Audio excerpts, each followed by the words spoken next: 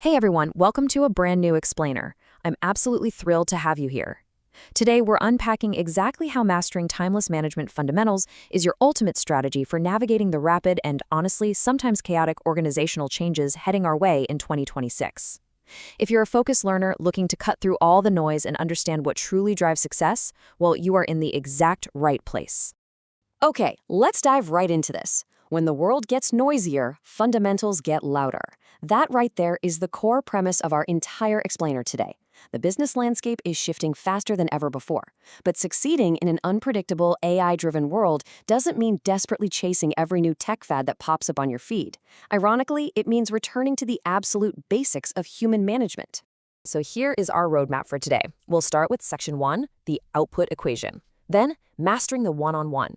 Next, the micromanagement myth. And finally, leading into the future. Let's get to it! Section 1. The output equation. Maximizing managerial leverage.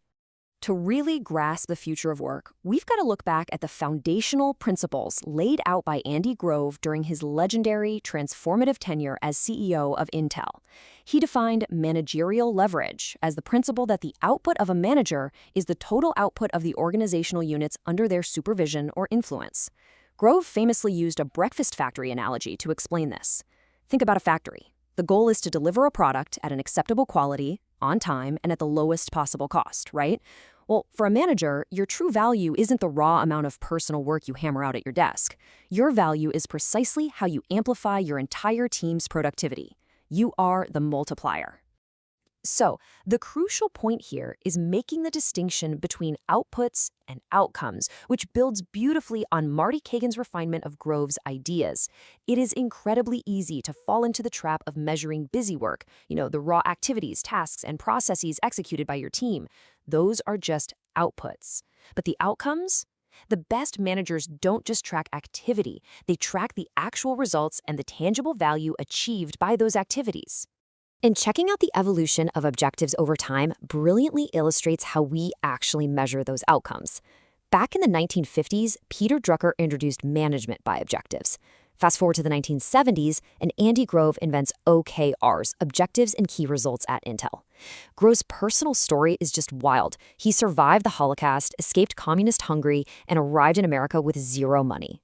He built the OKR system because he knew firsthand that flawless execution and result-driven focus will always trump mere expertise. By 1999, his student John Doerr takes OKRs to Google, revolutionizing how modern companies and honestly, probably your own teams set goals today. Moving right along to Section 2, Mastering the One-on-One, Translating Output into Daily Practice. We're shifting gears from high-level OKR theory down to the trenches. The most tactical, high-leverage tool any manager possesses is the one-on-one meeting. Listen, regular one-on-ones aren't just dry status updates. You've got to think of them as weekly deposits into a relationship bank account. They let you unearth team tension and structural issues before they explode into massive problems. And they build a common base of information so everyone is rowing in the exact same direction. For practical application, you want to remember the golden ratio, 90-10. Championed by leaders like Ben Horowitz, a successful one-on-one means the employee drives 90% of the talking points. The manager, you use your 10% strictly to listen and to coach. It's the direct reports meeting, not yours. Now, to make sure that 90% is actually productive, here is a concrete, actionable template to structure your meetings. The 8 key areas you'll want to cover. Top of mind, things that went well, learnings, priorities, challenges and concerns, team dynamics, feedback, and career development. By giving your team this kind of structure, you're guaranteed that your meetings address both the immediate roadblocks staring them in the face today and their long-term career growth for the future. But hey, it's not just about what you say, it's where you say it. Switch up the environment. Doing a one-on-one in a stuffy, fluorescent-lit conference room every single week gets so stale. Tactical environmental changes, like outdoor walking meetings, can completely break down formal barriers between a boss and an employee. In fact, research shows that walking can increase creative output by up to 60%. No way, right?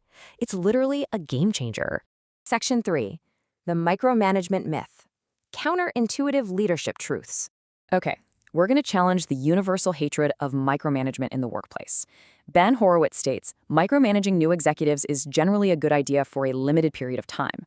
I know, we all absolutely hate being controlled, right? But Horowitz explains that even brilliant, highly paid executives have severe blind spots when joining a new company.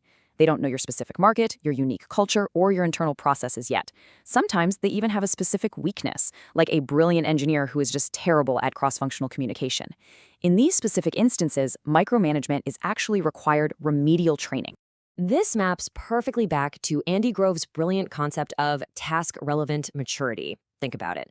If an employee has low maturity for a specific task, they absolutely require a highly structured style, telling them the what, when, and how. That is essentially micromanagement, and it's a necessary tool. Conversely, if they have high maturity for a task, it requires minimal involvement, where you just establish objectives and step back. The best managers seamlessly adapt their style from hands-on training to hands-off monitoring based on the employee's specific skill level at that exact moment. Part of developing that maturity is knowing how to navigate decisions as a team. Grove outlined an idealized three-step decision-making model. Step 1, free discussion of a problem. Step 2, clear decision. Step 3, full support of the decision. Actually, scratch that. The absolute crucial point here is step 3. Supporting a decision post-debate does not necessarily require initial agreement. You can disagree vehemently in step 1, but once the decision is made in step 2, you must fully support its execution in step 3. And that brings us to section 4, leading into the future, applying fundamentals to 2026. Let's pivot from timeless management history directly into the present day. The World Business Forum recently identified 5 major management trends for 2026. They are the reskilling war, adaptive leadership, AI beyond the hype, strategic localization, and human-centered performance. These macro trends are currently reshaping industries and completely rewriting the management playbook as we know it. Let's break a few of these down. Trend 1 is all about psychological safety and continuous learning in the reskilling war. Harvard Business School professor Amy Edmondson's research makes it incredibly clear. Organizational silence kills learning. If your people are afraid to ask questions or admit mistakes because they fear looking incompetent, growth completely stops. Building a culture of psychological safety is no longer just a nice-to-have HR initiative. It's now a core talent attraction and retention strategy. Skipping ahead to trend 3 brings us to AI. Gary Hamel argues AI won't deliver value if it's layered onto rigid hierarchies and permission-heavy systems. Think about it. If you just drop AI into a complex, bureaucratic company, all you do is accelerate the complexity. AI has to be used as a catalyst to simplify bureaucracy and decentralize authority. The goal is to transform companies from having a few thinkers and a bunch of doers into mass innovators where everyone has the power to contribute. And well, we certainly can't ignore the global economic picture. Trend 4 is strategic localization, resilience in a fragmented world. Economist Nouriel Roubini forecasts that global leaders are moving to strategic localization. The era of highly optimized but incredibly fragile global supply chains, it's ending. You've got to build resilience and avoid single points of failure by keeping value creation and decision-making closer to home, which really empowers local managers like you. Finally, anchoring the whole shebang is Trend 5, human-centered performance. As best-selling author Brené Brown powerfully states, culture is built or broken in moments of discomfort and vulnerability. True human-centered performance requires shedding professional armor, perfectionism, cynicism, or over-control, so that teams can face hard, uncomfortable truths collaboratively. So, let's synthesize this. What are your key takeaways for 2026? Learning is a retention strategy. Fundamentals stabilize uncertainty. AI demands simpler management. Resilience requires local decisions. And culture is the ultimate multiplier.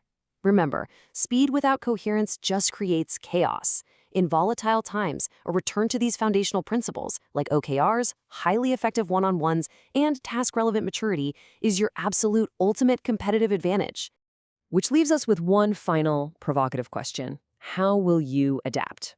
I really want you to challenge yourself today. Stop chasing every single new tech trend that promises a quick fix. Instead, how are you going to start integrating timeless human judgment and these unshakable management fundamentals into your daily leadership style? Thank you so much for joining me on this explainer. Keep learning, keep adapting, and I'll catch you next time.